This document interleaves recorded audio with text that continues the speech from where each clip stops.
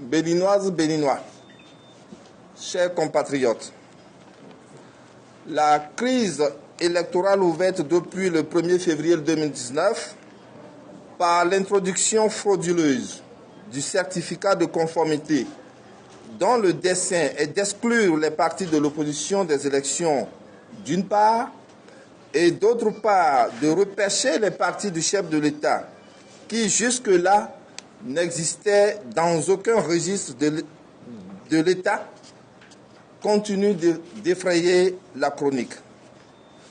Très tôt, le 19 février 2019, l'opposition, dans une lettre adressée au chef de l'État, lui proposait de convoquer la classe politique pour une recherche consensuelle de sortie de crise.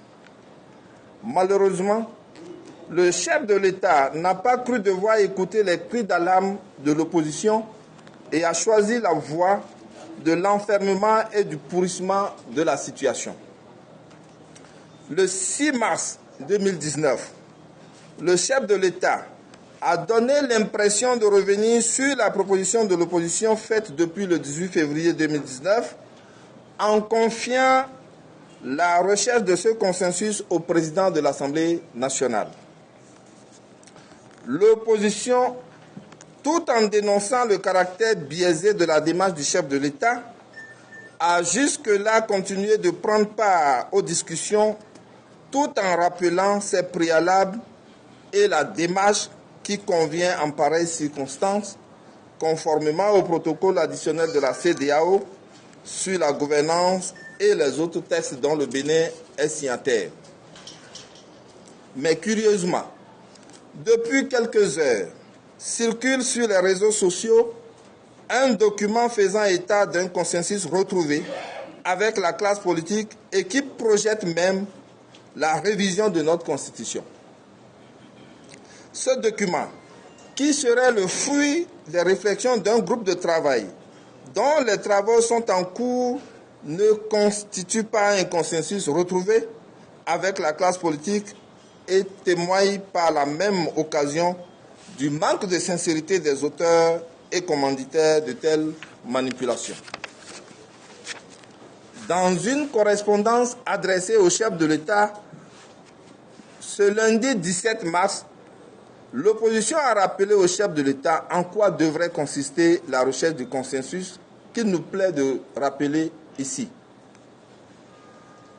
Pour l'opposition, le consensus consiste en une concertation de l'ensemble de la classe politique sous la facilitation d'une personne indépendante. La traduction du consensus en acte législatif par la saisine de l'Assemblée nationale pour la prise de nouvelles lois dans le strict respect du consensus préalablement obtenu. La prise d'actes réglementaires pour la mise en œuvre du consensus.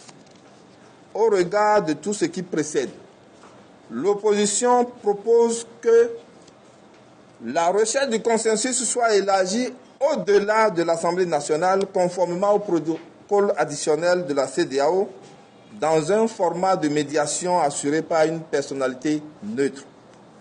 Le chef de l'État instruise son ministre de l'Intérieur à l'effet de libérer les documents de formalisation et de mise en conformité aux partis politiques dont les dossiers de déclaration de constitution ont déjà été étudiés. Le directeur général des impôts soit instruit à l'effet de libérer immédiatement les quitus fiscaux confisqués par ses services. Les propos du genre de ceux du ministre de la Justice, Séverin Quenom, sur une station radio internationale qui contredit tant dans la forme que dans le fond les déclarations du chef de l'État du 6 mars 2019, le mettant ainsi dans une posture de duplicité, soit condamné. Que des instructions claires soient données à la majorité parlementaire réunie au sein du BMP afin que la perception de double jeu qui est actuellement projetée des déclarations du chef de l'État du 6 mars 2019 cessent d'être des obstacles préjudiciables à la sortie consensuelle et apaisée de cette crise et de cette impasse électorale qui commence à agacer l'ensemble des Béninois épris de paix et d'élections inclusives. Cette situation commence également par désoler l'opinion nationale et internationale.